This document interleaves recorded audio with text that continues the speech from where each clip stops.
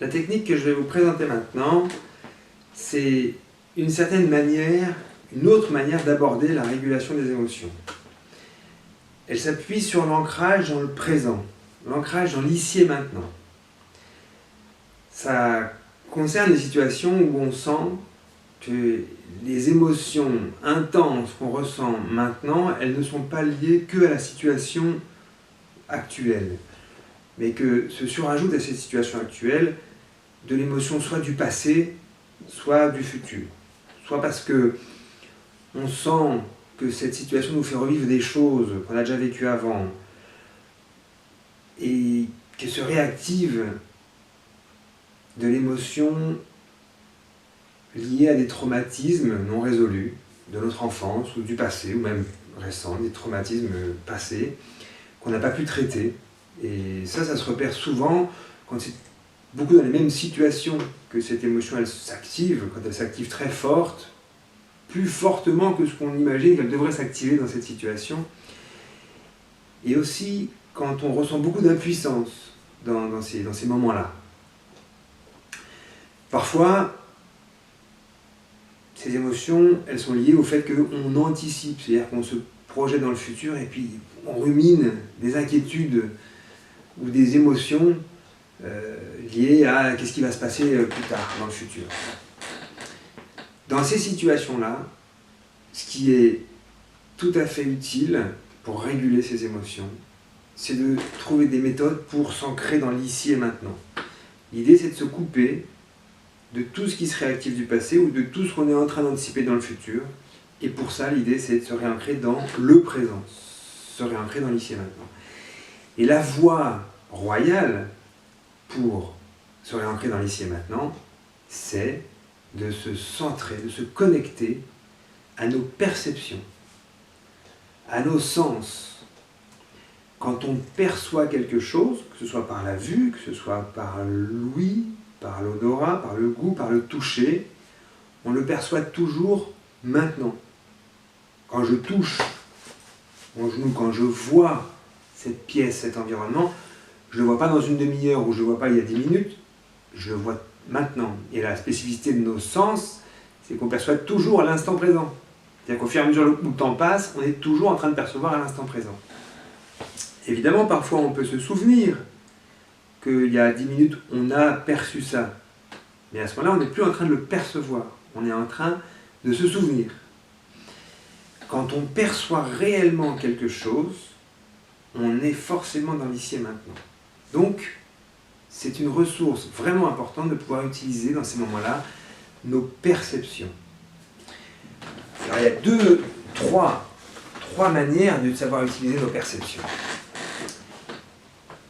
La première, que je trouve vraiment bien, parce qu'elle est assez simple d'accès, elle ne demande pas un entraînement très compliqué et elle est efficace.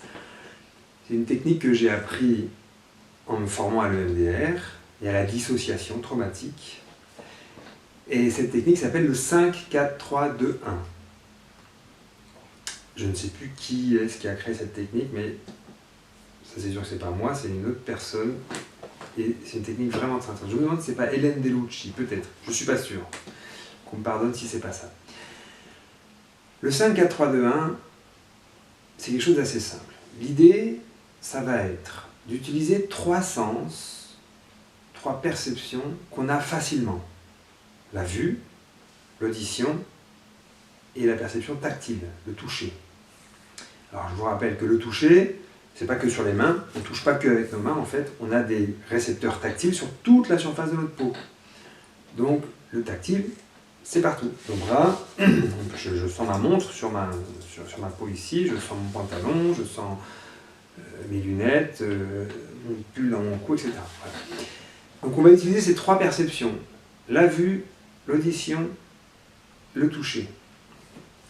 Et l'idée, pour bien utiliser cette technique, c'est de partir de 5. Donc je vais me demander quelles sont les 5 choses que je perçois ici et maintenant dans cette pièce.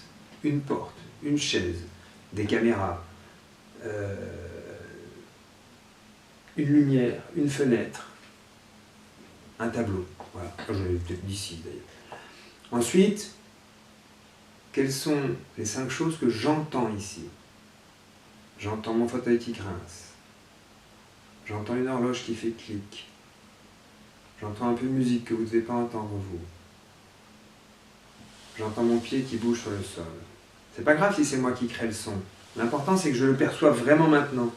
Ce qu'il faut éviter, c'est de se dire, je sais que je dois pouvoir entendre quelque chose qui est en train de se passer à côté. Je ne le perçois pas vraiment, mais je sais que je l'entendrai, parce que c'est là. Non, l'idée pour que cette technique soit utile, c'est qu'il faut percevoir vraiment. Vraiment percevoir. Par exemple, là, j'entends ma voix, mais j'entends aussi dehors une voiture qui passe. Voilà. Puis, 5 choses que je sens au niveau tactile. Donc, au niveau tactile, je sens mes coudes sur les accoudoirs, mes mains qui se touchent, ma tête sur l'appui-tête, mes pieds par terre, sur mes chaussures, mes fesses sur le siège. Je dois en être à 5. Voilà. J'ai fait 5. Maintenant, je fais 4. 4 choses que je vois ici. Un téléphone, un sac, des Playmobil, une boîte en métal. 1, 2, 3, 4, 5, je ne sais plus compter, ça doit être à peu près ça. Puis 4 choses que j'entends. Alors l'idée, c'est d'essayer d'en trouver d'autres. Je ne vous cache pas que pour l'audition, c'est pas toujours facile de trouver plein de choses, donc on peut reprendre les mêmes si on n'en trouve pas d'autres, mais l'idée, c'est de se brancher intensément sur ses oreilles, par exemple, pour voir si on en perçoit d'autres qu'on n'a pas perçues jusqu'à maintenant. J'entends le tic-tac. J'entends un espèce de ronronnement qui doit être une VMC ou un truc comme ça. J'entends quand j'avale. J'entends ma respiration. Et une voiture qui passe dehors. Puis 4 choses que je sens au niveau du toucher. Je sens mon pantalon sur mes jambes. Mon dos sur le dossier. Ma tête sur l'accoudoir. Et quand je fais ça, je sens mes lunettes qui touchent sur mon nez.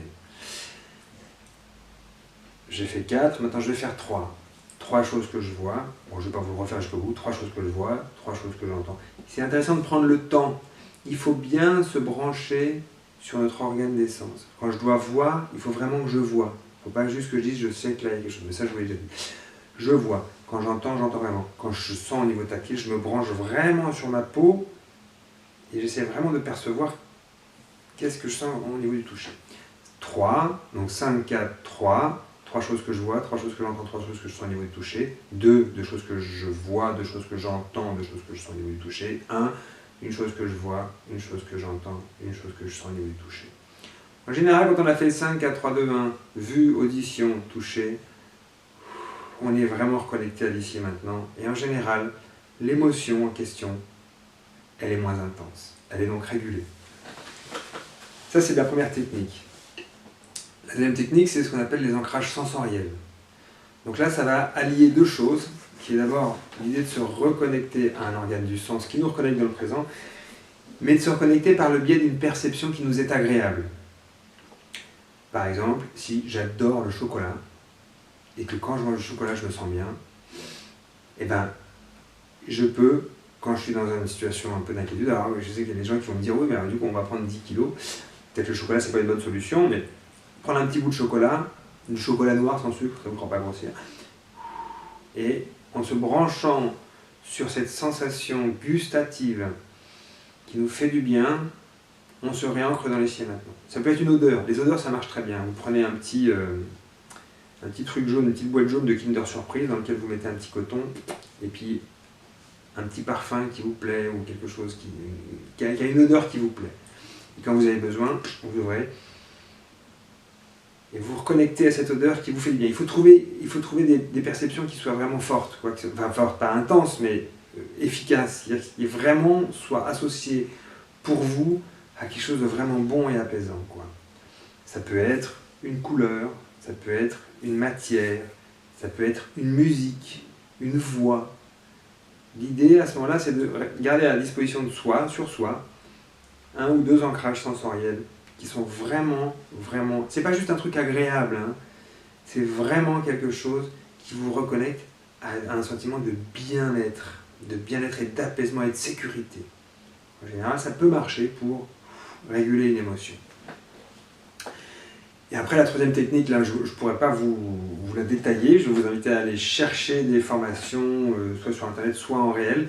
C'est tout ce qu'on appelle la méditation de pleine conscience ou la méditation de l'instant présent. Ce sont des méditations qui sont complètement centrées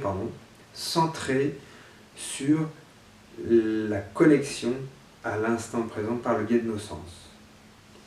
Et donc ça, si vous avez des groupes, alors en ce moment, en confinement, c'est pas très pratique, mais quand ce sera fini, si vous avez des groupes de méditation à l'instant présent, de pleine conscience, allez-y, formez-vous, et après vous pourrez l'agir individuellement dans des situations où vous sentez que l'émotion devient trop envahissante.